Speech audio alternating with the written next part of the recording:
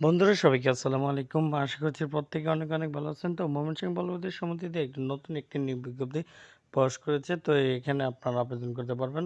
First time দেখেন পদের মধ্যে সহকারী ক্যাশিয়ার মহিলাদের জন্য সংরক্ষিত। এখানে মহিলারা আবেদন করতে পারবেন এবং কম বেশিতে মানে পদ সংখ্যা ৩টি হতে পারে।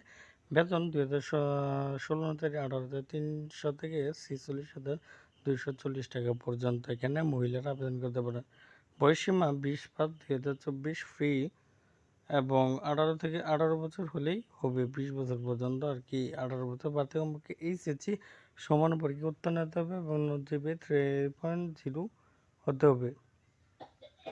প্রার্থীকে অবশ্যই যন্ত্র পরিচালনা দক্ষতা, কম্পিউটার চালানো দক্ষতা, বাংলায় মিনিটে ১০ এবং ইংরেজিতে মিনিটে ৩০ শব্দ থাকতে হবে, এগুলো থাকতে হবে। এবং যেহেতু লোকন আবেদন বাগেরহাট, বরগুনা, বরিশাল, ভোলা, বগুড়া, ব্রাহ্মণবাড়িয়া এগুলোর আবেদন করতে পারবেন।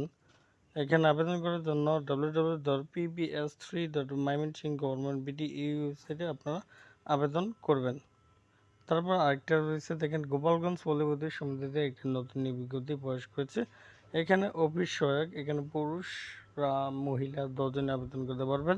বেতন অনুপাতে ২১৬ তারিখ ৫ থেকে ৩৯,১৭০ টাকা পর্যন্ত। এখানে পদ সংখ্যা রয়েছে ৩টি। এসএসসি পরীক্ষা উত্তীর্ণ হতে হবে। এসএসসি পরীক্ষা উত্তীর্ণ হতে হবে। প্রার্থীকে অবশ্যই সৎ বিশ্বাসে উত্তম উত্তীর্ণ হতে হবে। যে সকল প্রার্থীগণ আবেদন গোপালগঞ্জ, বাগেরহাট, বরগুনা, ফরিদপুর, জয়পুরহাট, মাদারীপুর, টাঙ্গাইল, নোয়াপাড়া, নড়াইল, টাঙ্গাইল না, পটুয়াখালী, পিরোজপুর এগুলোর আবেদন করতে পারবেন। আবেদন করতে হলে pbs.gopaলগঞ্জ.gov.bd এই ওয়েবসাইটে আবেদন করতে পারবেন।